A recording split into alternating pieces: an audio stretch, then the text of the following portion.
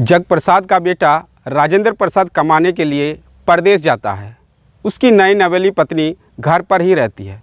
एक रात की बात है, जग प्रसाद अपनी पत्नी के साथ शारीरिक संबंध बना रहा था। उसी समय जग प्रसाद की बहू संध्या अपने रूम से निकलकर टॉयलेट रूम में टॉयलेट करने के लिए जा रही थी। तभी ससुर जी के रूम से कुछ आवाज़ें आ रही थी। उस आवाज़ को सुनने के लिए बहू संध्या उस रूम के पास गई और खिड़की से देखने लगी कि कहीं ससुर जी का तबीयत तो ख़राब नहीं है। दोस्तों, जैसे ही बहू संध्या खिड़की के पास पहुंची तो देखा कि उसकी जो सासू माँ थी और उसका जो ससुर था, दोनों एक दूसरे के साथ प्रेम प्रसंग में लिप्त है। थोड़ी देर तक संध्या अपने सास और ससुर को संबंध बनाते हुए देखती रही। उसके बाद बहू संध्या टॉयलेट करने के लिए टॉयलेट रूम में गई और फिर वापस आकर देखी तो सास और ससुर तब भी संबंध बना रहे थे। वो थोड़ी देर तक रुक कर और देखने लगी और उसके मन के अंदर भी वासना जगने लगी और बहू संध्या अपने पति को याद करने लगी। नमस्कार दोस्तों, मैं विधान चंद्रदा। दोस्तों, इसके बाद अपने रूम में जाकर संध्या अपने पति को फ़ोन लगाई और पति से प्यार भरी बातें करने लगी। अब संध्या अपने सास ससुर से मिलाप को हर रोज़ छुप छुप कर देखती रहती थी और उसके मन के अंदर भी ससुर के प्रति प्रेम जागने लगा। दोस्तों, संध्या सोचने लगी, काश मेरे ससुर जी भी मुझे ऐसा ही प्यार करते तो कितना अच्छा होता। और इस तरह संध्या की नीयत ससुर के ऊपर ख़राब हो गई।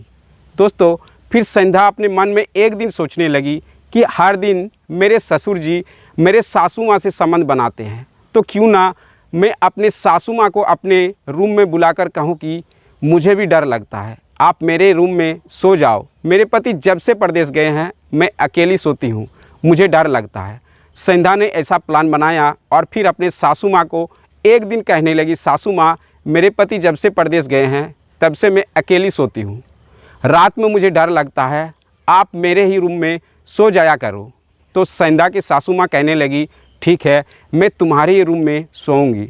दोस्तों, उसके बाद सासू माँ सोचने लगी कि मेरी पति तो मुझसे हर दिन संबंध बनाते हैं, फिर कैसे हम दोनों मिल पाएंगे। चलो ठीक है, जब मेरी बहू संध्या सो जाएगी तो मैं टॉयलेट करने के बहाने जाऊंगी और अपने पति से मिल के चली आऊँगी। ऐसा सोचकर संध्या की सासू माँ संध्या के रूम में सो जाती है। दोस्तों, जब रात के 1 बजता है तब सासू माँ के पति जग प्रसाद अपनी पत्नी यानी सासू माँ से मिलने के लिए व्याकुल हो रहा था। उसके बुढ़ापे की जवानी उफान मार रही थी। दोस्तों, उसी रात संध्या की सासू माँ संध्या के रूम में सोने के लिए गई थी। तो संध्या अपने सासू माँ से कहने लगी, सासू माँ, आप मेरे बेड पर सो जाओ और मैं आपके चारपाई पर सो जाती हूँ, क्योंकि मैं बहुत दिन से चारपाई पर नहीं सोई हूँ। मेरा शरीर सीधा तना रहता है, तो आप मेरे बेड पर लेट जाओ और मैं आपके चारपाई पर लेट जाती हूँ। इसके बाद बहू संध्या उसी रूम में चारपाई पर लेट जाती है और अपने सासू माँ को अपने बेड पर लेटा देती है और दरवाजे को बंद कर देती है, मगर कुंडी नहीं लगाती है। अगर कोई धक्का देगा तो दरवाज़ा खुल जाएगा। दोस्तों, उधर ससुर जग प्रसाद का बढ़ता बुढ़ापा और चढ़ता जोश उफान मार रहा था। वो अपनी पत्नी से मिलने के लिए बहू के रूम के पास जाता है और देखता है कि दरवाज़ा बंद है। दरवाजे को हल्का सा धक्का देता है तो दरवाज़ा खुल जाता है। उसके बाद ससुर जग प्रसाद उस रूम के अंदर चला जाता है। दोस्तों, रूम अंधेरा था। ससुर जी सोचने लगा कि मेरा पत्नी चारपाई पर सोई होगी और बहू बेड पर लेटी होगी। उसी चारपाई पर वो चुपके से बगल में लेट जाता है। दोस्तों, ससुर जी काम वासना में इतना अंधा हो चुका था कि वो अपने बहू और अपनी पत्नी में अंतर नहीं कर पाता है और वो उसके साथ संबंध बनाने का प्रयास करने लगता है। दोस्तों, उसकी बहू संध्या के प्लानिंग के हिसाब से जैसा वो चाह रही थी ठीक वैसा ही हो रहा था। बहू संध्या चाहती थी उसकी ससुर जी उसके साथ शारीरिक संबंध बनाए। इसके बाद जैसा जैसा ससुर जग प्रसाद करता गया वैसा वैसा बहू संध्या ससुर जी के साथ देती गई और दोनों एक दूसरे के साथ अवैध संबंध बनाने लगे। संबंध बनाने के बाद ससुर जग प्रसाद वापस अपना रूम में चारपाई पर लेट जाता है और उधर उसके बहू संध्या की जवानी उफान मार रही थी। उसकी मन शांत नहीं हुई थी। फिर संध्या अपने रूम से निकलकर अपने ससुर जी के रूम में चारपाई के पास आ जाती है और ससुर जी के चारपाई पर लेट जाती है। दोस्तों, जग प्रसाद सोचने लगा मेरी पत्नी होगी, क्योंकि रात का अंधेरा था। वो कहने लगा, क्या बात है, तुम फिर से आ गई। तभी उसकी बहू संध्या कहने लगी, ससुर जी मैं आपकी बहू संध्या हूँ। तभी जग प्रसाद उठकर बिस्तर पर बैठ जाते हैं और कहने लगा, तुम यहाँ पर क्या करने आई हो। तभी उसकी बहू संध्या कहने लगी, जहाँ से आप संबंध बनाकर आए हैं मैं ही थी, आपकी पत्नी नहीं थी।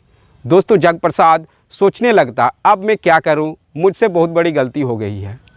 तभी उसकी बहू संध्या ससुर जी को लिपट कर पकड़ लेती है और कहने लगता है कि ससुर जी मुझे प्यार करो। तभी जग प्रसाद सोचने लगा, चलो बहू के इच्छा को पूरा कर देता हूँ।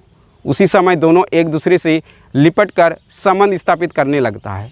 दोस्तों जब संबंध स्थापित करने लगता है और उधर जो उसकी सासू माँ थी वह अपने पति से मिलने के लिए पति जग प्रसाद के चारपाई के पास आती है। वहाँ पर अंधेरा था।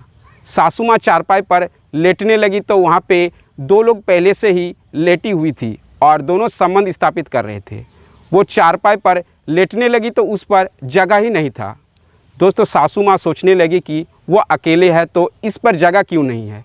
फिर अपने हाथों से देखने लगती है, वहाँ पर पहले से दो लोग लेटे हुए थे। तब सासू माँ ज़ोर ज़ोर से चिल्लाने लगती है। दोस्तों तभी जग प्रसाद और उसकी बहू संध्या को रंगे हाथ पकड़ लेता है। दोस्तों उधर जग प्रसाद और बहू संध्या शोर मचाने से रोकने लगता है, मगर सासू माँ चिल्लाती रही। पड़ोसी लोग भी आ गए और पड़ोसी लोग पूछने लगी, क्या बात है जो इतना हल्ला हो रहा है। दोस्तों तभी सासू माँ पड़ोसी को कहने लगी, मेरा पति अपने बहू के साथ संबंध बना रहा था और मैंने दोनों को रंगे हाथ पकड़ा है। दोस्तों सभी लोग हंसते हुए अपने घर चले जाते हैं और उसके घर में झगड़ा होता रहा।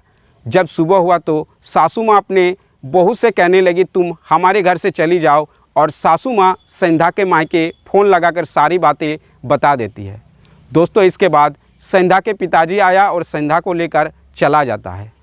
दोस्तों इस सच्ची घटना को सुनने के बाद आपके हिसाब से बहू और ससुर की क्या सज़ा होना चाहिए, आप अपनी अपनी राय हमें कमेंट बॉक्स में ज़रूर बताइएगा।